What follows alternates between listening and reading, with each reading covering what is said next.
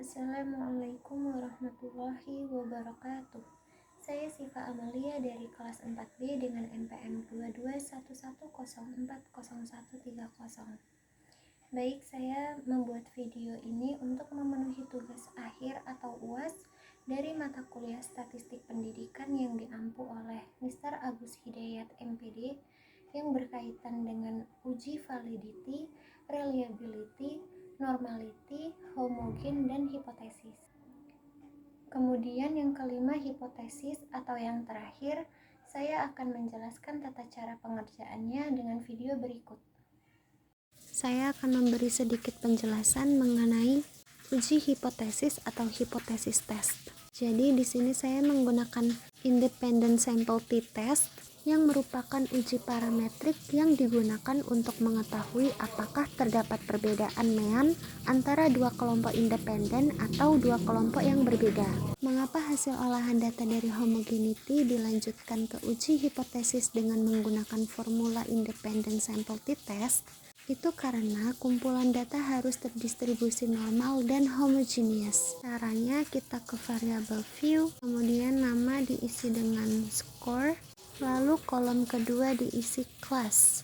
Seperti biasa, untuk kolom desimal kita ubah menjadi 0. Untuk kolom kedua values kita isi di bagian value-nya itu nomor dan labelnya itu jenis tes. Kita buka data pada Excel. Kemudian kita isi kolom values yang tadi dengan nomor serta masing-masing jenis tesnya. Sini value-nya kita isi 1, kemudian pada bagian label ini langsung kita isi post test experimental class. Lalu diklik add, value yang kedua kita isi dengan post test control class.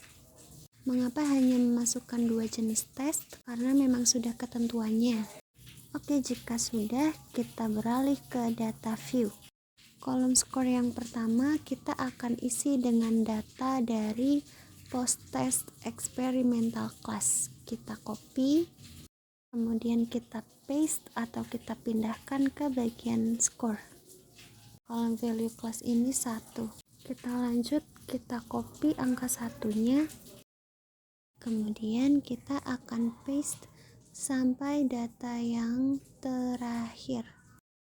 Nah, jika sudah, kita kembali ke data Excel yang tadi, kita copy semua data dari post test control class, lalu kita paste pada bagian kolom score setelah data post test experimental class. Kelasnya itu 2, masih menggunakan cara yang sama. Nomor 2 ini kita copy, kemudian kita paste sampai data yang terakhir. Jika sudah, kita ke analyze, kemudian pilih opsi compare means, klik independent sample t-test. Untuk bagian score ini kita pindahkan ke test variable, lalu kelas ini ke grouping variable. Kemudian klik define groups. Nah, di sini cukup diisi dengan angka 1 dan angka 2. Kemudian klik continue, klik OK. Nah, di sini tabel independent sample testnya pada seek value-nya menunjukkan angkanya kurang dari 0,05. Yang artinya kesimpulan di sini adalah hipotesisnya disebut hipotesis alternatif dan dapat diterima atau accept. Namun ada perbedaan yang signifikan.